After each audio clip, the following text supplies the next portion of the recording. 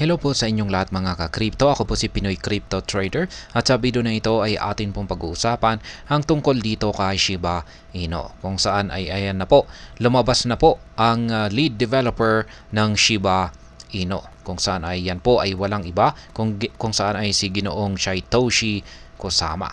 Ayan, at siya po ay naglabas ng kanyang mga pahayag sa X platform, kung saan ay ang dating Twitter.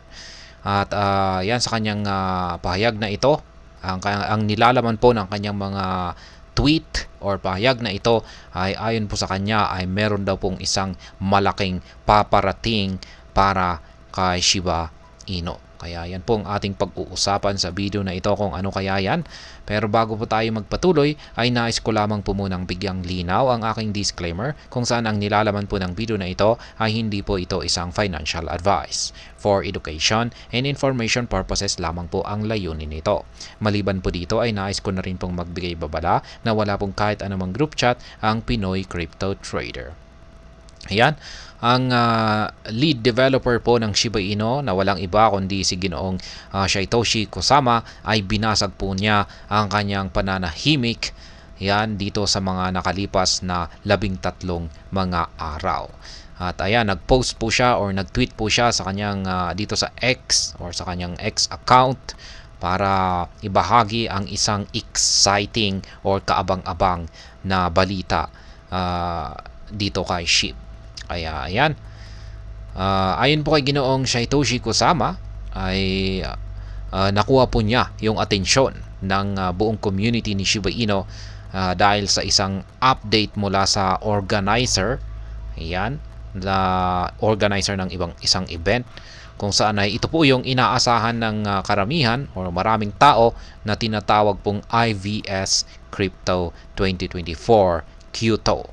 Ayan, mukhang sa Japan po ito.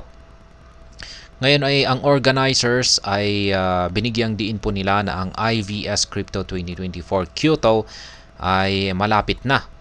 Yan, sapagkat meron na lamang pong 8 araw ang nalalabi bago mag-umpisa ang malaking event na ito.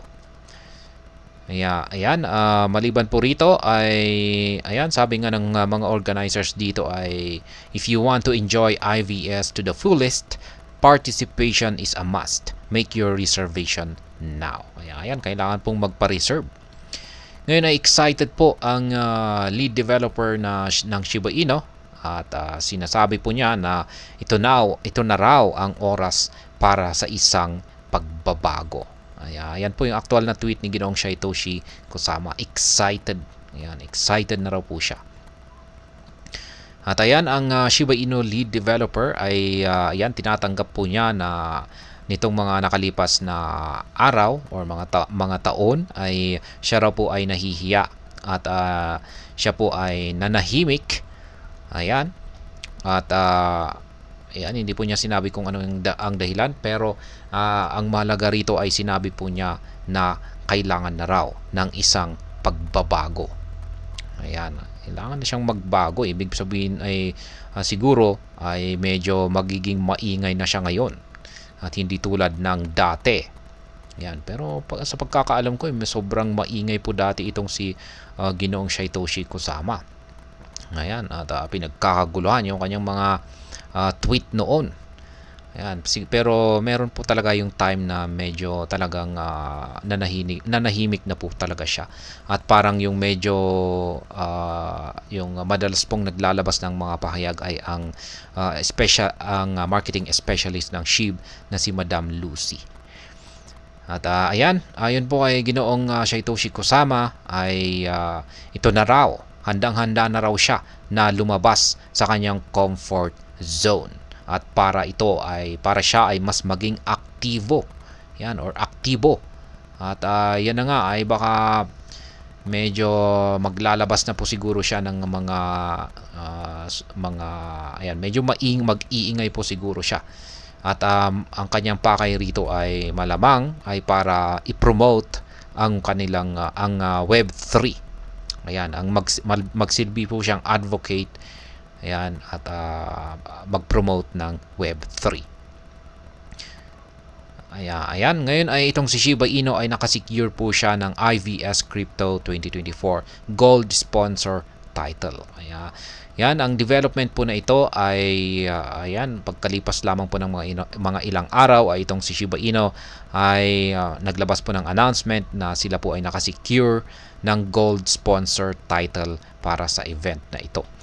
Kaya yan, ito po ay talagang makakatulong kay Shiba Inu, lalong-lalo na sa kanyang Web3 presence, kung saan ay siya po ay may kakayahan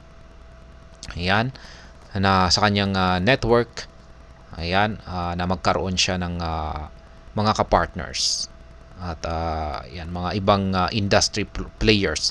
Sa madaling salita ay posible po siyang makaakit ng mga bagong ka-partner. Kaya maganda po yan kung pag nakakaakit po siya or nagkakaroon siya ng mga ka-partner, ay malaking tulong po yan sa promotion.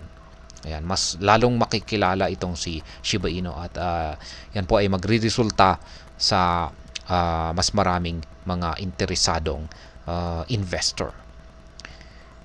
Ayan, ang gold title sponsorship na ito ng Shiba Inu ay maaring magbibigay na rin po ito ng visibility para siya ay meron po siyang dedicated booth sa event na ito.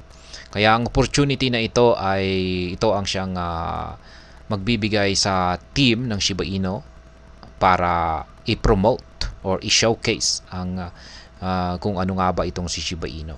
At ito ay maaring magdulot ng widespread adoption. Gaya ng aking sinabi kanina, ay mas makikilala siya at mas magagawang tanggapin ng maraming tao. At kung pag nangyari po yan ay siyempre makakapang-akit po yan ng mas maraming investor. At kung pag mas maraming investor ay siyempre bibili po sila ng Shiba Inu tokens. At yan po ang magdudulot ng demand para umangat ang market price ni Shiba Inu.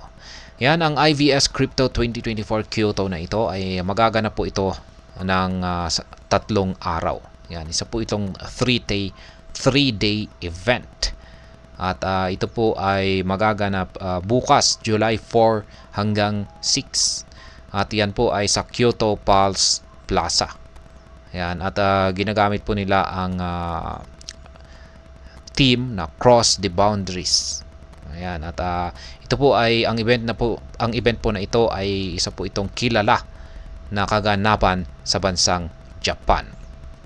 At tinuturing po ito na pinakamalaking Web3 conferences at naka-focus po ang event na ito sa mga Web3, blockchain, artificial intelligence, entertainment at maging ang gaming.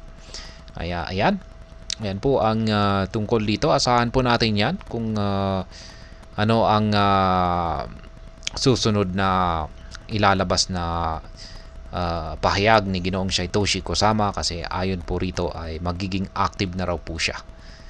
Ayan, sa pag-a-update sa atin. At hanggang dito na lamang po tayo sa video na ito mga ka-crypto. Sana po ay inyong nagustuhan ang aking paliwanag sa video na ito. Kung inyo po itong nagustuhan ay pakiclick lamang po ang like button nito. Para naman po sa mga bago lamang dito, kayo po ay aking inaanyayahan para mag-subscribe. Pakiclick na rin po ang bell icon nito dahil ito po ang siya magsisilbing notification nito sa mga bagong videos na aking pong ina-upload sa aking YouTube channel na ito. Marami pong salamat sa panonood. Ingat po tayo lagi at God bless po sa ating lahat.